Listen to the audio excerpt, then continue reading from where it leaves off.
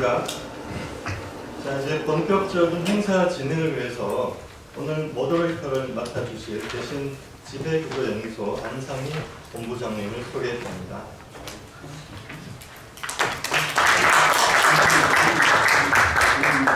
예, 안녕하세요. 방금 소개받은 대신 경제연구소의 안상희 본부장입니다. 저희는 사실은 이제 그 경제연구소 산하에 대신 지배구조연구소라고 따로 있습니다. 그래서 그 주주총회 안건에 대한 프락식 부분을 담당하고 있고요. 사실 우선 오늘 이렇게 뜻깊은 자리에 좀 이렇게 또 이 모더레이터 역할을 좀 저에게 맡겨주셔서 그 한국기업 거버넌스 포럼과 김병훈 의원님께 감사 말씀드리고요. 그 아시는 바와 같이 오늘 메인 주제는 합병 비율에 대한 건입니다. 이제 특히나 이 상장 기업들의 합병은 그 대기업 집단 내 지배주뿐만 아니라 일반 주주에 큰 영향을 미치는 가장 큰 이벤트이죠. 그래서 오늘 이제 주제 발표를 해주실 김영준 본부장님께 시간인데 제대로 섭외를 하신 게 아닌가 생각이 듭니다. 왜냐하면 김홍래 같은 경우는 이제 직전까지 한국거래소의 공식팀 기업 신호팀에 근무하셔서 오늘의 그 주제인 그 합병 비율 산정 제도화의 문제에 대해서 충분히 저희의 궁금증을 좀 해소할 수 있는 그런 분이 아니신가 싶습니다. 저희 같이 잡은 분입니다.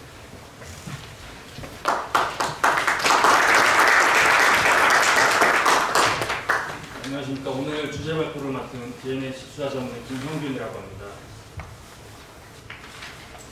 오늘 저는 그 사례를 중심으로 현행 자본시장법에서 규정하고 있는 우리나라 합병 비율 산정 방식의 모순성 그리고 개선 방향에 대해서 말씀을 드리도록 하겠습니다.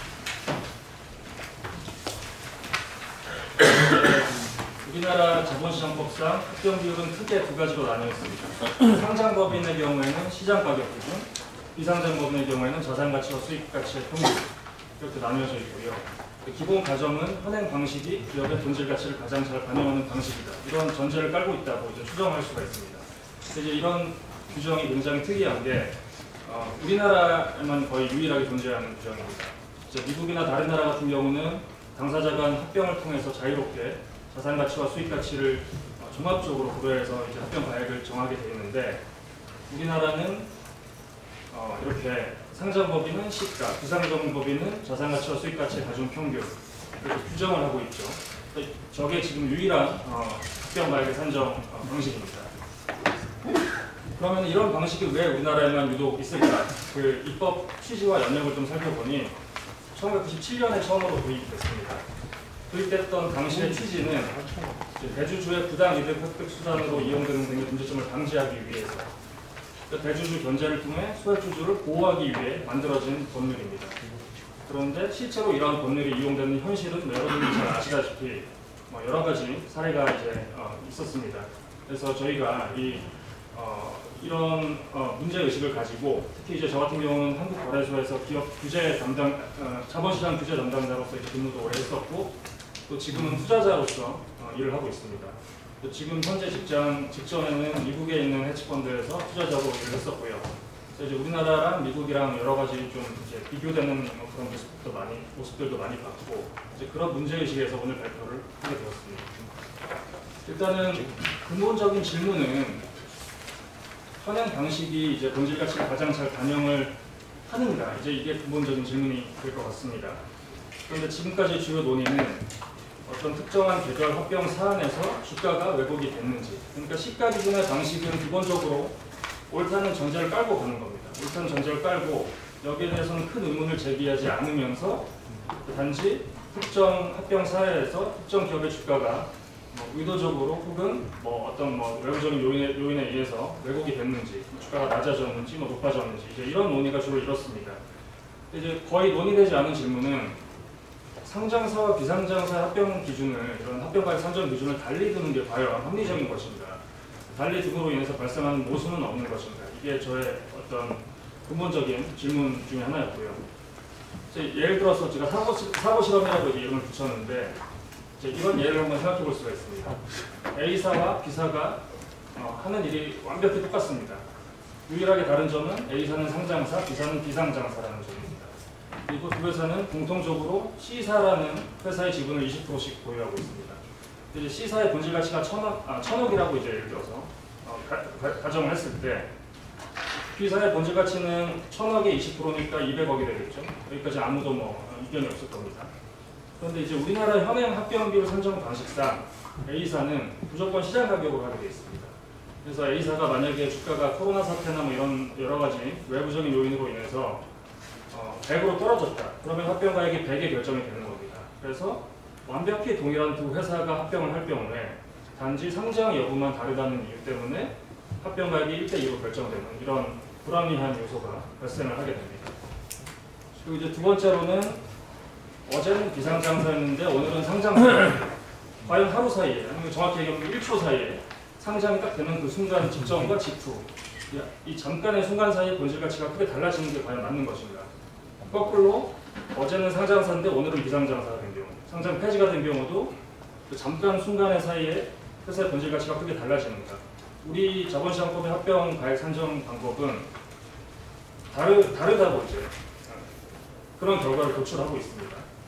이제 그 두 번째 예를 보시면은 이제 우리가 흔히 이제 PBR이라고 얘기하는 주가 대 순자산 비율이 예를 들어 0.2인 상장 기업이 있습니다. 예를 들자면 순자산이 100이고 주가가 20입니다. 그러면 이런 기업의 현재 상장사인 상태에서 합병가액은 20에 결정이 됩니다. 주가가 20이기 때문에. 그런데 이 회사가 상장 폐지가 되게 되면 자산가치와 수익가치의 평균인데 일단 수익가치는 저희가 추정을 해봐야 되니까 일단 그냥 보수적으로 0이라고 놓고 자산가치만 따져본다고 이제 쳐보는 겁니다. 그러면은 자산가치가 그 순자산 100의 40% 비중을 차지하기 때문에 이 회사의 합병가액은 40으로 결정이 됩니다.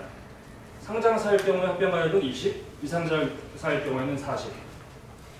하루 사이에 이런 합병가액이 2배가 늘어나는 거죠. 그러니까 기업 가치가 상장 폐지가 됨으로써 2배가 늘어난다. 이제 이런 결론이 도출이 되는 것인데 이게 과연 합리적인 법률인 것인가? 이제 이런 의문을 갖고 있습니다. 그래서 다음으로는 과거의 특정 사례 그리고 현재 진행 중인 특정 사례를 기준으로 예를 들어서 말씀을 드리겠습니다. 가장 많이 아시는 삼성물산과 제일모직 합병인데요. 이거는 이제 두 회사가 모두 상장사였기 때문에 시가 대 시가 기준으로 합병가액이 정해졌습니다. 이제 문제는 과연 삼성물산의 합병가액이 이 회사의 본질 가치를 잘 반영하는 그런 주가였는가? 이게 이제 쟁점이었고요. 그래서 합병가액이 이사회 안이 1대 0.35였고 ISS 안이 1대 0.9, 그다음에 순자산 기준으로 하면 1대 2.59 이렇게 되는데 이 합병가액이 어떻게 결정되냐에 따라서 각 회사의 주주 그리고 지배주주의 지분 가치가 수조 원의 차이가 발생하게 됩니다. 굉장히 중요한 합병가액, 그러니까 산정 방식이 이렇게 합병가액 산정 방식이 이런 중요한 어떤 결과를 차이점을 낳는다는 얘기고요. 그 후에 이제 합병이 진행이 됐지만 어떤 결과를 낳았는지는 여러분들이 가장 잘 아실 거고요. 좀 특이하게도 이제 삼성물산 제일모직 합병이 발표된 게 오늘로부터 정확히 5년 전 같은 날 5월 26일 날 이제 발표가 됐거든요. 그러니까 세미나를 의도적으로 이렇게 잡은 건 아닌데 우연 이게 맞아 떨어졌습니다. 그리고 이제 두 번째 예로는 현대 글로비스와 현대 모비스 분할 합병인데요. 이제 이거 같은 경우도 모비스를 두 개의 회사로 분할을 하면서 각 회사의 이제 밸류에이션이 어떻게 되는가, 합병가액이 어떻게 결정되는가 이게 쟁점이었고, 또 이제 또 다른 쟁점으로는 이제 양 합병 당사의 그런 가치 평가 용역을 같은 회계법인이 동시에 수행하는 것이 과연 이해상충 문제가 없는 것인가, 맞는 것인가 이런 또 의문 제기도 있었고요. 결국에는 엘리엇이라는 미국 헤지펀드도 반대를 했고 여러 어떤 시민단체 등 많은 사람들이 반대를 해서 결국은 분할 합병은 철회가 됐습니다. 그 다음에 이제 세 번째 사례는 이제 실제 회사 이름은 이제 ABC사라고 표기를 했고 그리고 숫자도 조금 바꿨는데 이제 실제 존재하는 이제 사례입니다. 그래서 왼쪽 아래 그림을 보시면 A사와 B사가 모두 상장사고 C사라는 비상장사의 지분을 동시에 보유하고 있습니다. 근데 이 지금 계열 그룹사에서 가장 큰 가치를 차지하고 있는 회사가 C사이기 때문에 결국에 A와 B사는 모두 C사의 지분 가치가 굉장히 큰 부분을 차지합니다. 그런데 이제 현행 상태에서 3사 합병을 한다면 A사와 B사 모두 상장사이기 때문에 시가 기준으로 시가 대 시가 기준으로 합병가액이 결정이 되겠지만 이제 이 회사 같은 경우는 조금 특이하게도 분할을 먼저 이제 함으로써 A사는 상장사로 남겨두고 B사의 투자 부분은 비상장사로 만들어 버립니다. 그래서 C사의 지분 가치가 B사에는 완전히 반영이 되고 A사에는 전혀 반영이 안 된 2008년 금융위기, 서프라임 금융위기 이후로 최저가를 형성하고 있는 주가 기준으로 합병가액이 결정이 됩니다. 이러한 문제점들이 발생하는 거고, 이제 앞서 말씀드린 사고 실험 첫 번째, 같은 자회사를 보유하고 있는 상장사와 비상장사, 정확히 해당되는 케이스죠. 조금 더 이제 자세히 살펴보면 A사와 B사가 상장 여부만 다르고 같은 주식 C사를 보유하고 있고, 특히 A사는 사업 부분도 따로 보유하고 있습니다. 근데 이제 이러한 합병 가액을 결정함에 있어서 회계법인이 평가 의견서를 이제 냈는데요. 그 평가 의견서 내용을 이제 간략히 종합을 해보면, 첫 번째, C사 주식의 가치는 우리가 평가해보니 1,000억 원이다.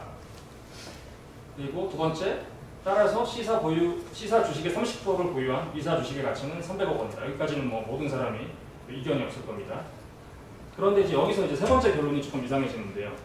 A사는 상장사이므로 A사의 시가총액인 100억 원이 적정 가치다. 이건 그냥 현행 자본시장법 시가 기준을 따른 것이다. 이제 이런 결론을 같은 보고서 안에서 1, 2, 3번 결론을 내리게 됩니다. 그런데 사실은 1번, 2번의 논리를 그대로 따라가면 C사의 주식을 30% 똑같이 보유하고 있는 A사도 마찬가지로 300억 원의 C사 지분 가치가 있을 거고요. 덤으로 사업 부분의 가치까지 같이 있을 건데, 그러니까 300억 원 플러스 알파가 되겠죠. 근데 시총이 100억이니까 이 회사는 그냥 100억이다. 이렇게 이제 결론을 내린 건데, 유일하게 이게 말이 되는 경우는 사업 부분의 가치가 마이너스 200억 원이면 말이 되겠죠. 사업 부분 마이너스 200억 원, 그다음에 C사 주식 가치 300억 원, 더하면 100원. 따라서 시가총액 100억 원이 본질 가치 100억 원을 잘 반영한다. 이런 결론이 나올 수 있는 건데, 이제 따져보면 A사의 사업 부분은 과거 뭐 80년대 이후로 한 번도 적자를 낸 적이 없고, 굉장히 유명한 브랜드도 보유하고 있는 우량한 회사입니다. 이런 회사가 마이너스 200억 원의 가치를 가지고 있다? 좀 굉장히 이해하기 힘든 그런 결론이라고 이제 생각이 되는 거고요. 아주 간단히 설명을 드리면, 이제 왼쪽이 A사하고 오른쪽이 B사인데, 둘 다 시가총액이랑 본질 가치는 거의 비슷합니다. 본질 가치는 회계법인이 산정한 이제 그 숫자를 가지고 산정한 본질 가치고요. 결국에는 이 두 회사가 합병할 경우에 같은 기준으로 시가총액 대 시가총액으로 비교를 하든지, 아니면은 본질 가치 대 본질 가치로 비교를 해야 되는데, A사는 자본시장법상 그냥 상장사니까 시가총액, B사는 비상장사니까 본질 가치. 그래서 A사의 주주들한테 굉장히 불리한 이런 결과가 나오는 거죠. 결국에 왜 이런 문제가 발생하는가? 자본시장법으로 더 비교가 된다고 봅니다. 첫 번째로는 앞서 설명드렸다시피 상장사와 비상장사의 합병가액 기준이 다르기 때문이다. 그 자체로 모순이 발생한다. 이게 저의 의견이고요. 그 다음에 두 번째로는 만약에 상장사와 비상장사 합병가액 산정 방식이 다르다 하더라도 시가가 완벽히 본질 가치를 잘 반영을 한다면, 완벽히 효율적인 시장이라면 문제가 없겠죠. 근데 과연 실제로 그러한가? 그렇지 않다는 겁니다. 과거에 뭐 수많은 사례들에서 저희가 알 수가 있고요. 그리고 이제 만약에 시장이 그래도 어느 정도는 효율적이다, 이걸 인정을 하더라도, 따라서 이제 대부분의 기간 동안에는 본질 가치에 수렴을 한다, 이런 이제 의견을 받아들인다 하더라도, 이제 문제는 지배주주가 합병 시점을 마음대로 정할 수 있다는 점입니다. 순간적으로 주가가 본질 가치에서 괴리가 발생할 때 그 타이밍을 정해서 합병 시점을 정할 수가 있다는 이제 문제가 발생하고요. 그래서 결국에 우리나라 자본시장법은 상장사는 가격 기준으로, 비상장사는 가치 기준으로, 가치는 다른 말로 내재 가치를 의미하는데, 이렇게 가치와 가격을 조금 혼동하는 게 아닌가, 이런 좀 생각이 들고요.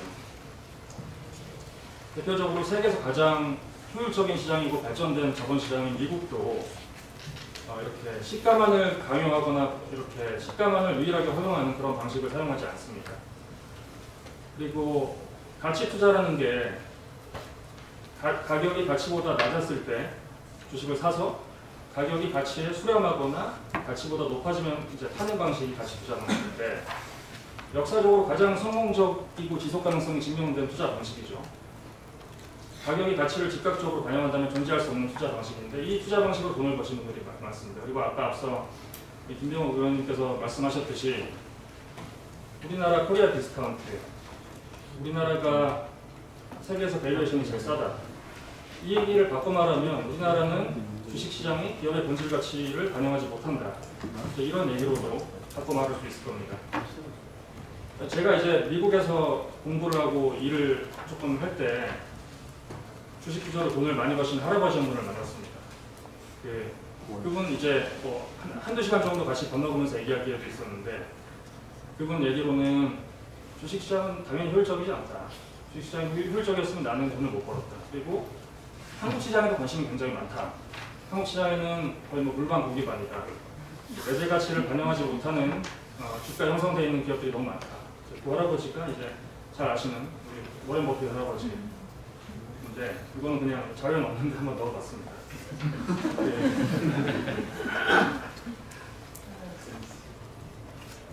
네. 두 번째로는 자본시장법 자체 문제 외에도 결국에 같은 자본시장법 안에서 합병가액을 회계법인에 의뢰해서 또 외부 전문평가기관이라고 되어 있는데 거의 대부분 회계법인이죠.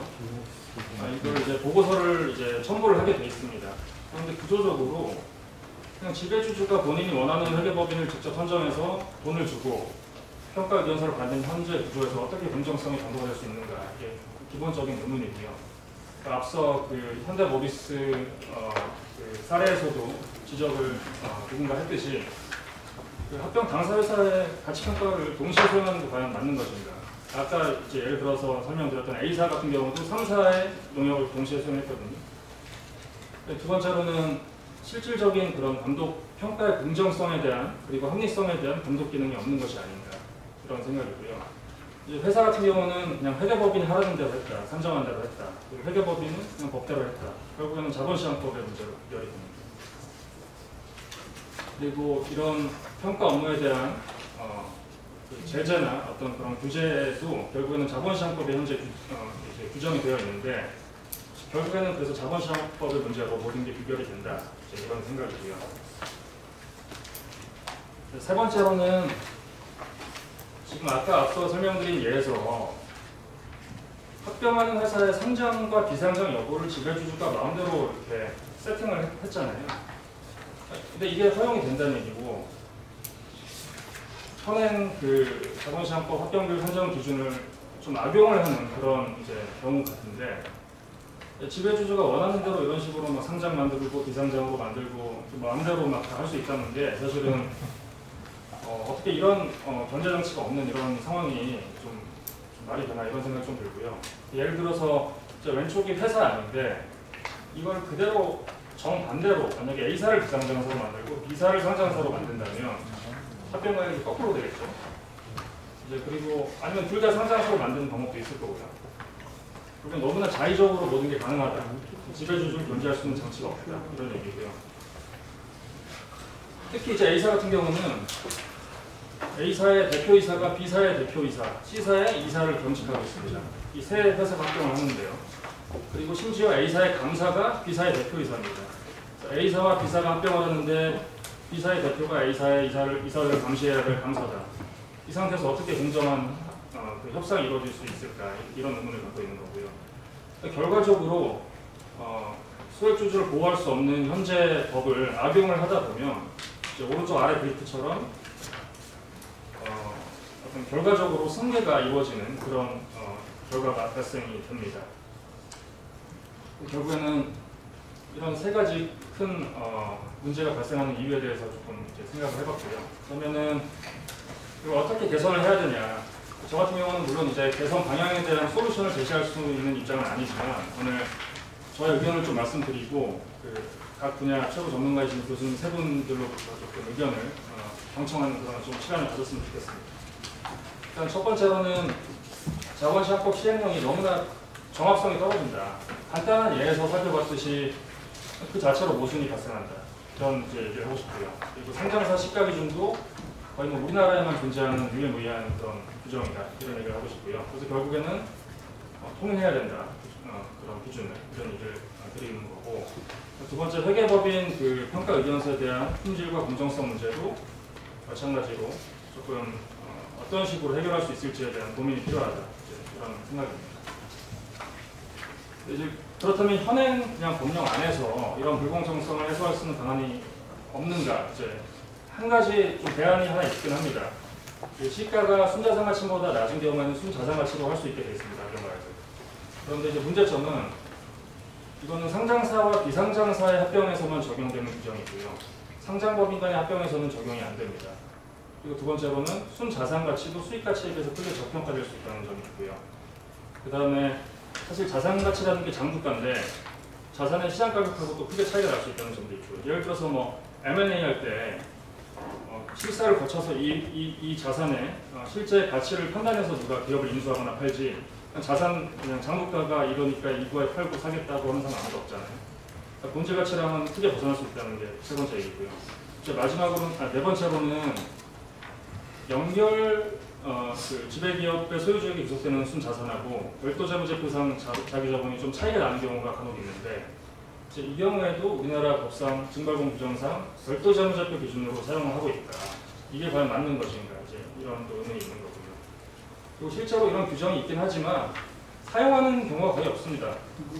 지배주주가 시가가 유리하면 그냥 시가를 사용합니다. 왜냐하면 법에서 시가 사용하는 게 허용이 되어 있기 때문에 굳이 뭐 자산 가치로 할 이유가 없다. 그냥 시가로 쓴다. 이제 이런 얘기들을 많이 하는 거고요. 현행 법령 안에서도 이제 어떤 대안은 한 가지가 있지만 이게 이제 충분하지가 않다. 이런 생각입니다. 이제 앞선 그 A사의 사례를 이제 그래프로 좀 보면은 제일 왼쪽, 제일 낮은 그래프가 A사가 실제로 합병하게 이용한 그런 금액이고요. A사가 B사와 C사에 적용한 그 본질 가치를 그대로 A사에 적용해 보면 가장 오른쪽 빨간색 그래프가 됩니다. 그리고 왼쪽에서 두 번째 노란색 그래프가 별도 재무제표상 순자산 가치고 그 오른쪽에 연결 이제 지배주주 비속 순자산입니다. 이렇게 큰 차이를 보이는데 우리나라 자본시장법에서 허용하는 자산 가치로 하더라도 본질 가치는 크게 벗어나는 거죠. 심지어 회사는 그 본질 자산 가치보다도 낮은 기준 주가 기준으로 합병가액을 산정을 한 사례고요. 이 회사 같은 경우는 별도랑 연결 그 재무제표에 자산이 차이가 많이 나는데 자기 자본 차이가 많이 나는데 회계 처리를 별도는 원가법, 연결은 지분법을 했기 때문입니다. 그래서 이런 그 별도 재무제표랑 연결 재무제표상 그 자산에 대한 평가 방법이 다른 게 과연 합리적인 것인가? 그리고 합리적이라 하더라도 이거를 합병에 이용하는 게 과연 정당할 수 있는 것인가? 또 개선방은 없는 것인가? 이게 저의 문제 의식이고요. 결국에 그냥 제가 이제 생각해본 해결 개선 방향성은 첫 번째로는 상장법인과 비상장법인의 합병가액을 통일을 해야 될 필요성이 있다. 비상장법인은 시가가 존재하지 않기 때문에 시가로 통일할 수 없는 거고 또 시가도 또 완전하지가 않은 그런 가격이라고 생각을 하기 때문에 안 되는 거고 결국에는 미국처럼 당사자 간 협상으로 종합적으로 기업의 가치를 고려를 해서 결정을 하는 게 어떤가 하는 생각이고요. 근데 이제 우리나라는 거의 대부분의 합병이 그 계열사 간 이해관계자 간 합병이기 때문에 협상이 사실 어려울 수가 있습니다. 그래서 이제 미국에서 실제로 도입을 해서 운영을 하고 있는 전체적 공정성 기준이나 소수주주의 과반수 찬성 제도, 그러니까 지배주주, 직접 이해관계가 있는 지배주주는 빼고 나머지 주주들끼리 그러니까 투표를 해서 과반수가 넘어가면 이 합병은 인정이 된다. 이제 이런 방식을 사용하자는 거고요. 이제 두 번째로는 회계법인의 이런 평가 의견서를 어떻게 좀 우리가 공정성을 담보할 수 있는 방향으로 좀 할 수 있을지 사실 여기에 대해서는 저는 잘 알지 못하기 때문에 일단 제가 그냥 브레인스토밍으로 이제 생각해본 아이디어는 감사원처럼 지정제도를 도입하면 어떨지 그리고 두 번째로는 이제 미국에 존재하는 PCAOB라는 그런 회계 감독 기구가 있는데 우리나라도 이런 것들을 하나 만들면 어떨지 재무자본 업무까지 감독까지 같이 아우르면 어떨지 이제 여기까지가 저의 문제의식에 대한 나름의 개선 방향이고요. 제 발표는 여기까지 하고 이제 마치도록 하겠습니다. 감사합니다.